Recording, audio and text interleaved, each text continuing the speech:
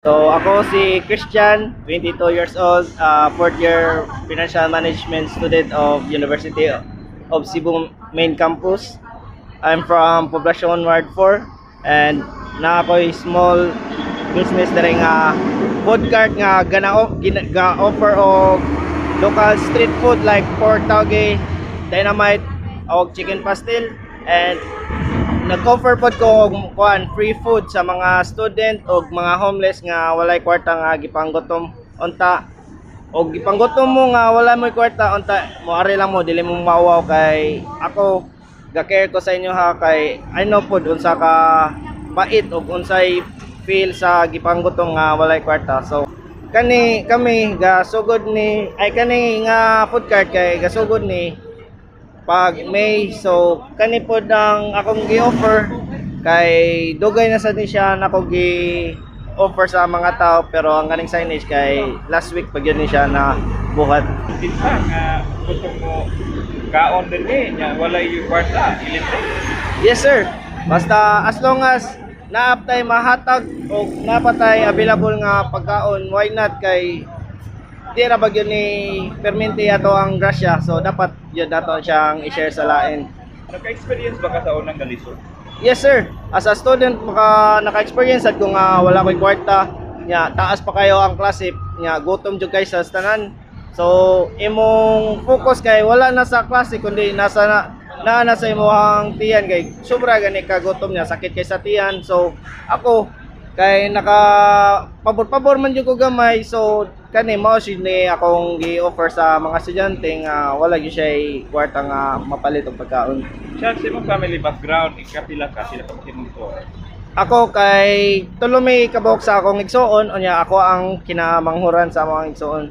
Yeah, imong parents. Kaya akong parents kay dugay na gyud sila na namatay, bata pa lang ko. Yeah, usay mo ang pangandoy gyud sa. Akong pangandoy kay unta nga ma-successful ko sa life para daghan patag matabangan sa kinabuhi. Okay niya, okay plano kuani franchise mo hang. Pohon if maka naiganahan basig maka-franchise ta, or pohon maka-buhat tag another branch o kaloyan to sa Ginoo. Dili ba kuno ka maganse? Dili man sad kay if ma-meet na nako akong quota sa sales o makakuha na ko nga nakaginansya na ko, diha naman sa magsugod og panghatag. Okay. So diha na mahitabo sa mga hapon, mga around 2 or 3 PM. Ang startup capital mo pila? Ang startup capital dyan ako ani kay kuan mga 10K. 10K. Okay, pila na ni ka years? Months pa lang ni gay gisugod ni May karon nga year. So ang inspiration nimo ani atong balikon?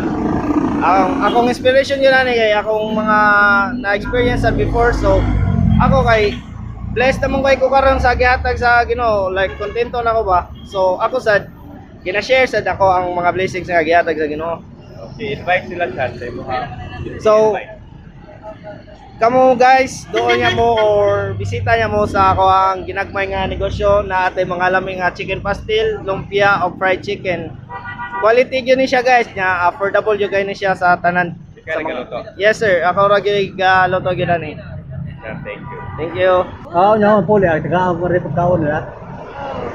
Pagkasalamat kita ko nga, magkatabang sa tanan po. Sa pagkison. Murari nga ako kuwan ba? O sa panginabuhi nimo? Ha? O sa panginabuhi nimo? Kini ron taon ko, sa nanrag ako. Rapo ba, tapong gagmay.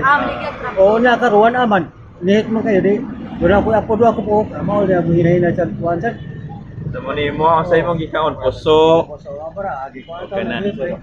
So libre gyud? Libre na lang karon, kaya tayo na karon. Karon na ka? Karon na po ni abot nga rin. Lagi ka. Lagi rin ko ba na rin. Kuha ko nga rin. Wow, di, kuha ko nga rin. Akong di kuha lang sila. Ako lang tayo.